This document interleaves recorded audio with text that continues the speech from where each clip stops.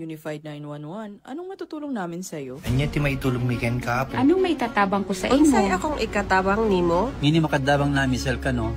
Sa anumang wika o dialekto, may tulong na darating sa iyo.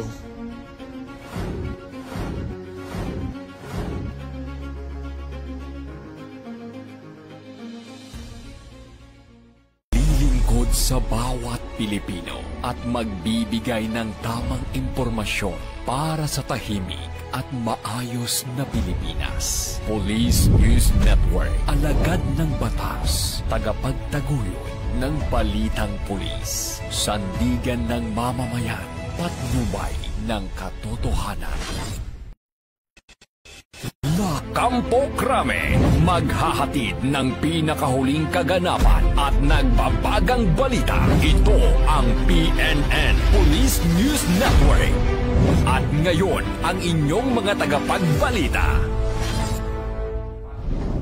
Magandang araw, bagong Pilipinas. Ako ang inyong alagad ng batas, tagataguyod ng Balitang Pulis. Ako po si Patrolwoman Mary Grace Artizuela mula sa PNP Anti-Cybercrime Group. Maghahatid sa inyo ng tamang balita, kwento ng pulis at serbisyo para sa mamamayan. At ito ang PNP News Online. Ang pangunahing balita ng Police News Network, alagad ng batas, tagataguyod ng Balitang Pulis.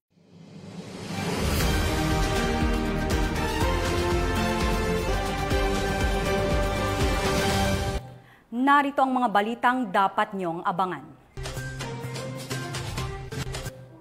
Mahigit 1 milyong halaga ng iligal na droga nasabat sa operasyon ng mga otoridad sa Iloilo.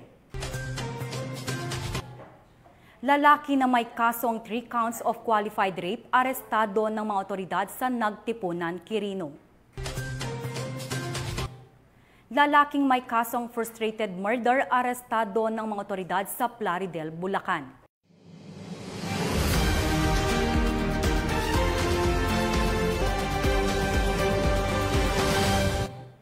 Narito ang mga balitang hatid ng ating PNN correspondents mula sa iba't ibang panig ng bansa.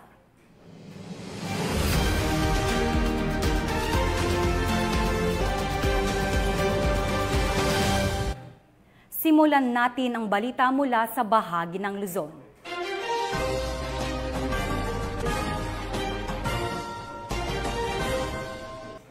Sa isang matagumpay na operasyon kontra iligal na droga, arestado ang 3 drug suspect ng mga tauhan ng Regional Police Drug Enforcement Unit 1. Ang operasyon ay bahagi ng pinagting ng kampanya ng Philippine National Police laban sa ipinagbabawal na gamot. Tinutukan niya ni Police Staff Sergeant Chandel Supremo.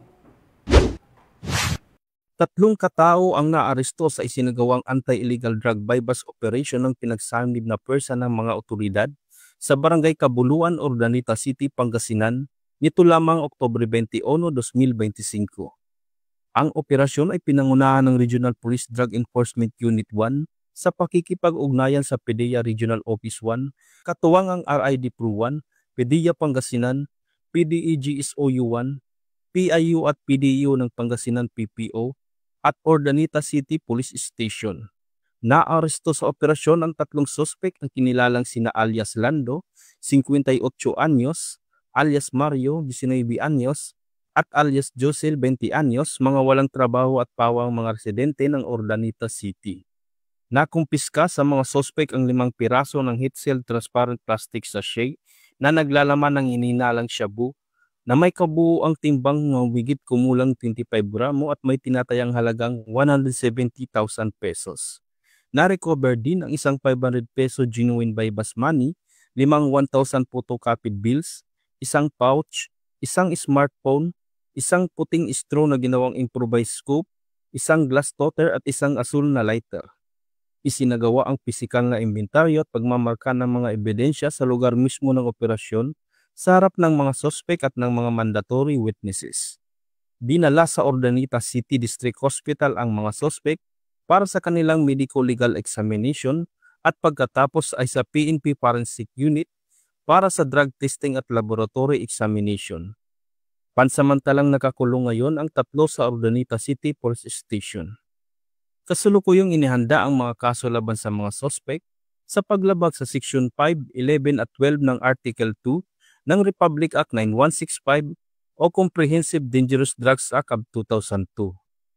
Sa pamamagitan ng matagumpay na operasyon na ito, muling pinatunayan ng PRO1 at PDEA ang kanilang dedikasyon sa pagsugpo sa ilegal na droga para sa kaligtasan at kapayapaan ng mamamayan. Mula dito sa Ilocos Region, ako ang inyong PNN correspondent, Police Staff Sergeant John Del Supremo, alagad ng batas, tagataguyod ng Balitang Pulis. Maraming salamat, Staff Sergeant Supremo.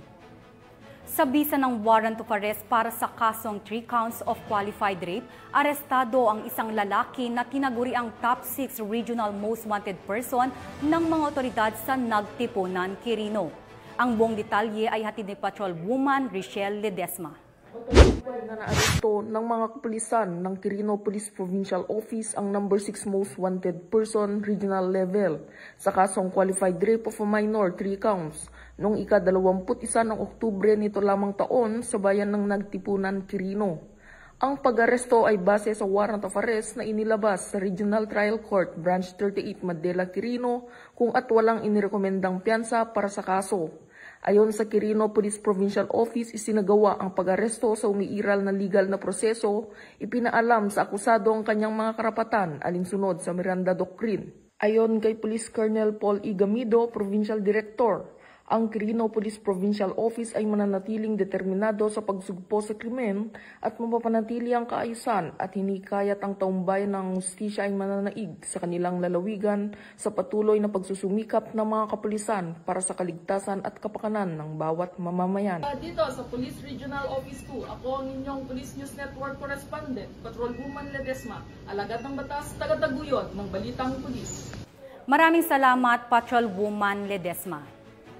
Matapos ang manhunt operation ng Plaridel PNP, arestado ang isang top 3 municipal most wanted person na may kasong frustrated murder sa Plaridel, Bulacan. Patrol Woman Pearl Cristalline Javier sa report.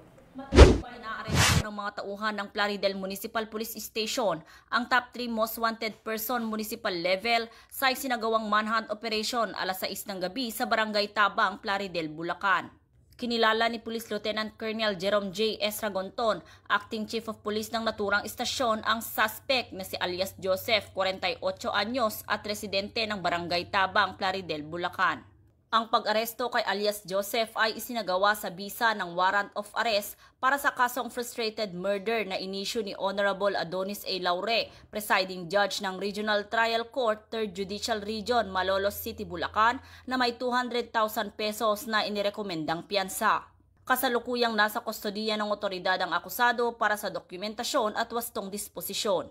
Ayon kay Police Colonel Angel L. Garciliano, Provincial Director ng Bulacan Police Provincial Office, ang pagkakaaresto ng most wanted person ay bunga ng mas pinaigting na kampanya ng kapulisan laban sa mga kriminal na nagtatago sa batas. Dagdag pa niya, patuloy ang Bulacan PNP sa pagtupad sa tungkulin nito upang maihatid ang hustisya at mapanatili ang kapayapaan sa buong lalawigan ng Bulacan. Mula dito sa Bulacan Police Provincial Office, ako ang inyong PNN correspondent, Patrol Woman Pearl Cristalline Javier, alagad ng batas, tagataguyod ng Balitang Pulis. Maraming salamat, Patrol Woman Javier. Babaeng nakapiit sa BJMP Taguig City sinilbihan ng warrant of arrest para sa kasong 2 counts of illegal recruitment ng mga miyembro ng Dasmariñas PNP. Patrol Woman Priscel May Urbano, ibalita mo. Naaresto ng pulisya ang isang babaeng kabilang sa listahan ng Regional Most Wanted Person sa isinagawang operasyon ng Dasmariñas Component City Police Station sa Calamba City, Laguna nito lamang ika-21 ng Oktubre taong kasalukuyan. Kinilala ng mga otoridad ang suspect bilang si alias Karen, residente ng Dasmariñas City, Cavite. Naaresto ang suspect sa bisa ng warrant of arrest para sa 2 counts of illegal recruitment. Samantala, sa isang pahayag, sinabi ni Police Colonel Ariel R. Red, Acting Provincial Director ng Cavite Police Provincial Office, na ang matagumpay na operasyon ay patunay ng walang humpay na dedikasyon ng kapulisan sa pagtugis sa mga wanted na individual. Mula dito sa PRO Calabarzon, ako ang inyong Police News Network Correspondent, Patrol Woman Priscel May Urbano, alagad ng batas, tagataguyod ng Balitang Pulis. Maraming salamat, Patrolwoman Urbano. Lalaking nawalan ng malay matapos ang aksidente, agad nirespondihan at binigyan ng paunang lunas ng mga miyembro ng Regional Mobile Force Battalion 15 sa Banguet, Abra. Ibabalita yan ni Patrolwoman Liam Sumkad. Isang lalaking rider ang nasagip ng mga tauhan ng 154th Maneuver Company, RMFB-15 at Banguet Municipal Police Station matapos mawalan ng kontrol sa minamanihong motorsiklo at bumangga sa konkretong harang sa Barangay Kusili West, Banguet, Abra, bandang 9:12 ng gabi noong Oktubre 21, 2025. Batay sa inisyal na investigasyon, patungong southbound lane ng Banguet Peñarobia Road ang biktima nang bigla o manong mawalan ng kontrol at sumalpok sa concrete barrier. Dahil sa lakas ng impact, nagtamo ito ng matinding pinsala sa katawan at nawalan ng malay. Malubha rin ang naging sira ng motorsiklo. Agad namang rumisponde ang mga pulis sa pangunguna ni PSMS Janiel Ngadanan sa ilalim ng superbisyon ni Police Captain Randy P. Gallardo. Agad nilang binigyan ng paunang lunas ang biktima at dinala ito sa Abra Provincial Hospital para sa karagdagang gamutan. Patuloy ang paalala ng 154th MCRMFB-15 sa lahat ng motorista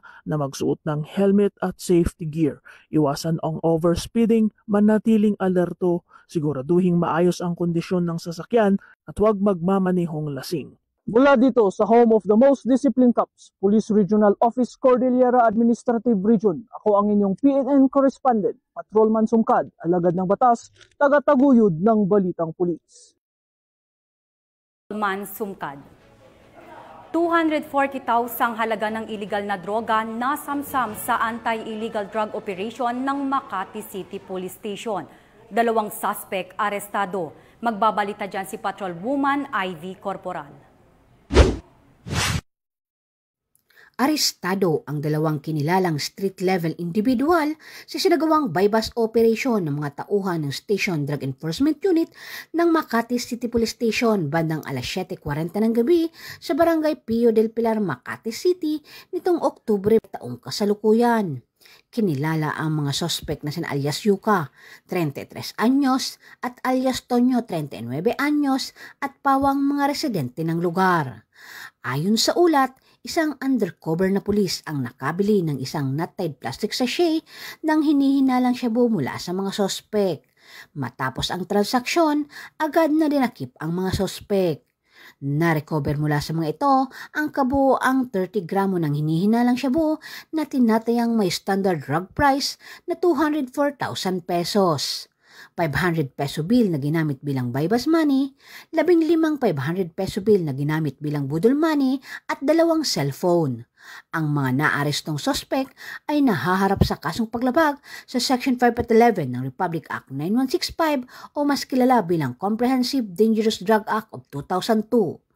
Mula dito sa Camp Bagong Diwa, Bikutan, Taguig City, ako po ang inyong PNN correspondent, Patrolwoman Ivy Corporal, alagad ng batas, taga-taguyod ng Balitang Pulis. Maraming salamat, Patrolwoman Corporal. Simulan naman natin ang balita mula sa bahagi ng Visayas.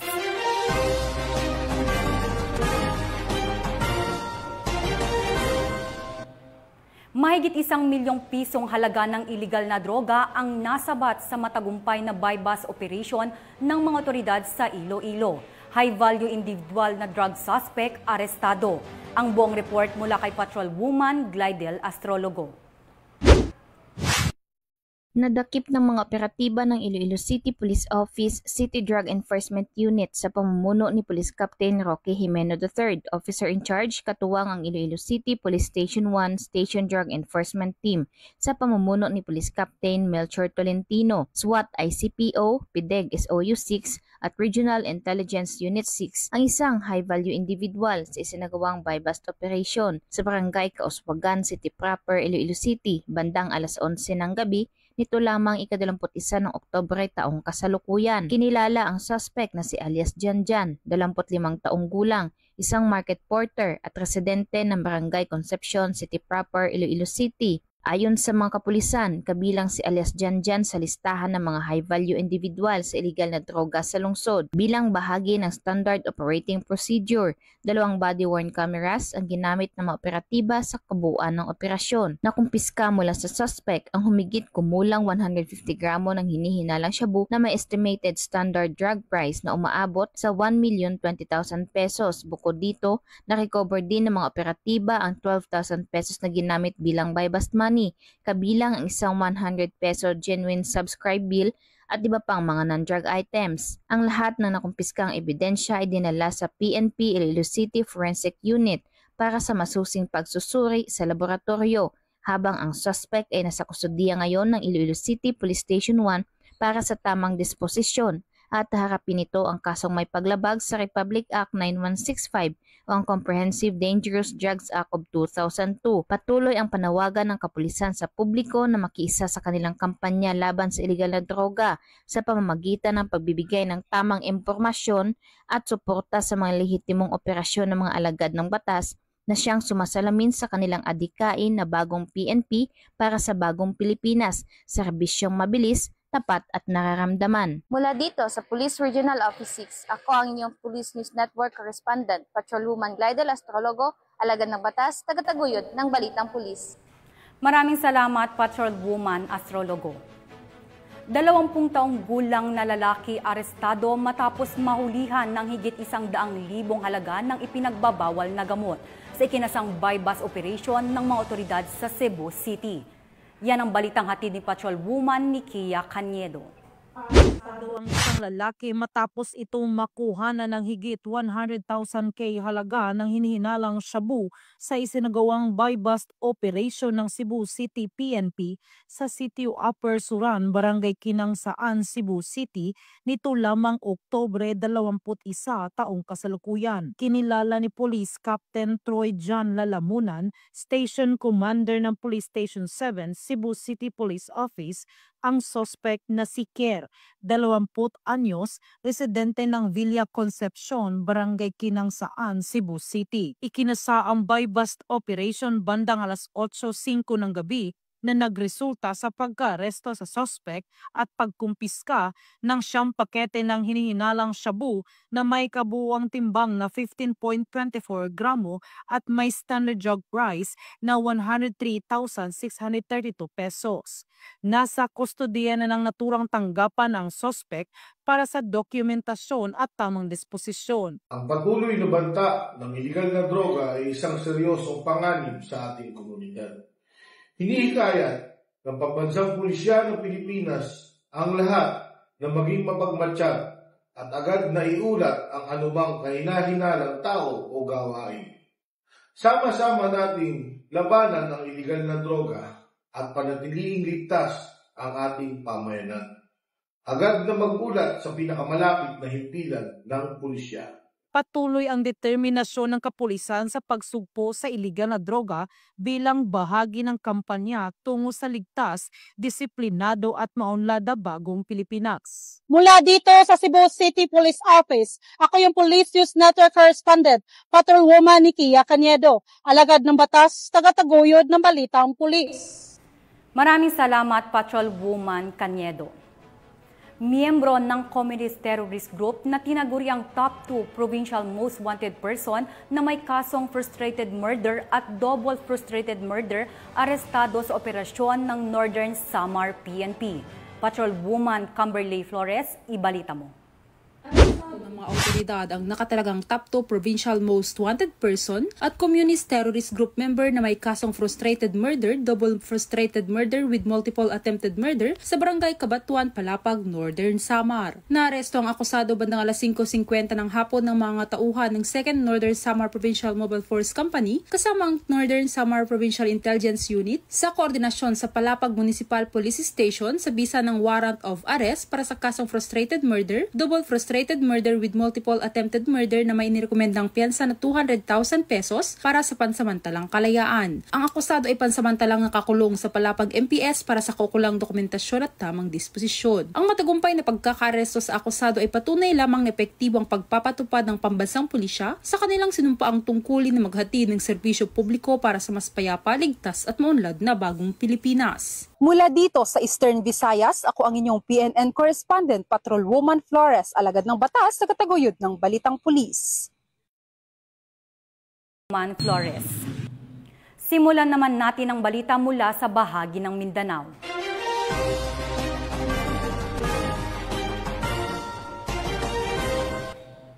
Isang senior citizen na lalaki arestado sa joint buy-bust operation ng mga otoridad sa Valencia City, Bukidnon. Higit 35,000 halaga ng iligal na droga, kumpiskado. Patrolwoman Riza Sahonia, magbabalita.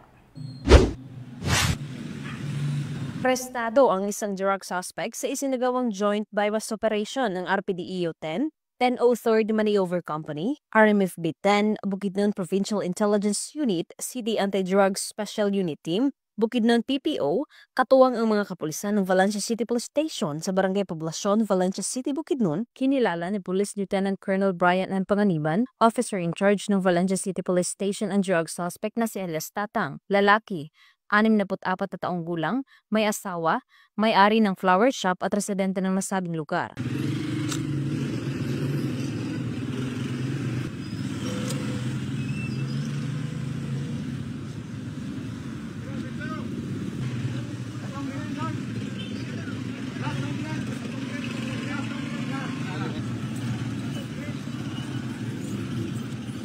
Sa ikinasang joint buy-bust operation ng mga operatiba ay nagresulta sa pagkakabiska ng mga pakete ng hinihinalang shabu na may standard drug price na 35,360 pesos at isang 500 peso bill na ginamit bilang buy-bust money. Ang suspect ay nahaharap sa kasong paglabag sa RA 9165 o Comprehensive Dangerous Drugs Act of 2002. Mula dito sa Northern Mindanao, ako ang inyong Police News Network correspondent, Patrolwoman Riza Sahonia, alagad ng batas, tagataguyod ng Balitang Pulis. Maraming salamat, Patrolwoman Sahonia. Agusan del Norte Police Provincial Office matagumpay na nailunsad ang 2 araw na workshop tungkol sa risk management at basic life support para sa 40 individual na ginanap sa Agusan del Norte. Ang magandang balita mula kay Patrolwoman Kay Francisco. Sa pangunguna ni Police Colonel April Mark Siyang ay matagumpay na isinagawa ng Agusan del Norte Police Provincial Office ang 2 araw ng RPSB Quick Impact Project Orientation on Risk Management and Skills Enhancement Workshop on Basic Life Support and Standard First Aid na naganap nito lamang Oktubre 2025. Ang nasabing aktibidad ay inorganisa para sa mga residente ng mga lugar na madalas tamaan ng sakuna na may layuning maibahagi ang mahahalagang kaalaman, praktikal na kasanayan at tamang pag-uugali upang maging handa at epektibo makapagtugon sa oras ng emerhensya o kalamidad. Umabot sa 40 na kalahok mula sa bayan ng Nasipit, Agusan del Norte ang aktibong lumahok sa naturang workshop sa Triangulo Evacuation Center, Barangay Triangulo, Nasipit, Agusan del Norte. Bilang pagtatapos ng nasabing pagsasanay ay dumalo at nagbigay ng mensahe sa closing ceremony si Honorable Rosco Democreto B. Plaza Mayor ng Nasipit, Agusan del Norte ng Basic Life Support Training bilang pagkilala sa kahalagahan ng naturang programa sa kaligtasan ng mamamayan. Mula rito sa Rio ng Caraga, ako yung PNN correspondent, Patrolwoman Kay Francisco, alagad ng batas, tagataguyod ng Balitang Pulis. Maraming salamat, Patrolwoman Francisco. Mga miyembro ng RPSB nakiisa sa isinagawang practical activity tungkol sa solar installation sa Maguindanao del Norte. Ang buong detalye ng balita mula kay Patrolwoman Angela Bandarlipe. Arestado ang isang lalaki matapos mahulihan ng hinihinalang iligal na droga at bolo sa Barangay Bintan, Talitay, Maguindanao del Norte nito lamang ika-21 ng Oktubre taong kasalukuyan. Kinilala ni Police Captain Aileen Rama Jr., officer in charge ng Talitay Municipal Police Station, ang suspect na si alias Alan, 23 anyos, mangingisda at residente ng nasabing barangay. Batay sa ulat, dakong alas 2:15 ng hapon nagwawala umano ang suspect habang armado ng bolo at tinangkang saktan ang asawa. Agad siyang naaresto ng mga pulis sa tulong ng DPAT. Nakuha sa kanya ang 2 sachet ng hinihinalang shabu, isang improvised lighter at isang malaking bolo. Kasalukuyang nasa kustudiya ng Talitay MPS ang sospek at mga ebidensya habang inihahanda ang kasong paglabag sa Republic Act 9165 o Comprehensive Dangerous Drugs Act of 2002. Patuloy namang nananawagan ng pulisya sa publiko na makipagtulungan sa mga otoridad upang mapanatili ang kapayapaan at kaligtasan ng komunidad. Mula rito sa rehiyon ng Bangsamoro, ako ang inyong PNN correspondent, Patrolwoman Maricris Algabre, alagad ng batas, tagataguyod ng Balitang Pulis. Maraming salamat, Patrolwoman Bandarlipe. At mga ka-PNN, 63 days na lang, Pasko na.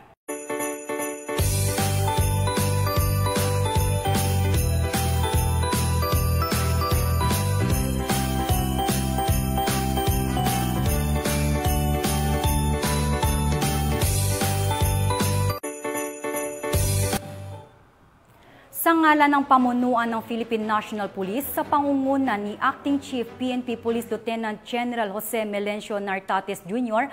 at sa pamumuno ni President Ferdinand Bongbong Marcos Jr., kami ay maglilingkod sa bawat Pilipino at magbibigay ng tama at balanseng balita.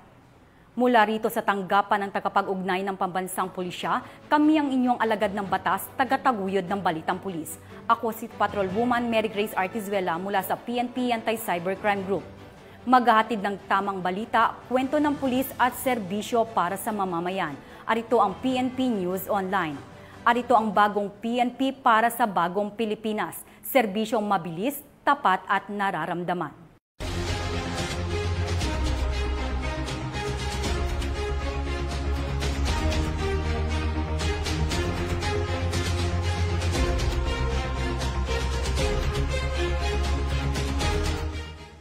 Police News Network, alagad ng batas, tagapagtaguyod ng Balitang Pulis.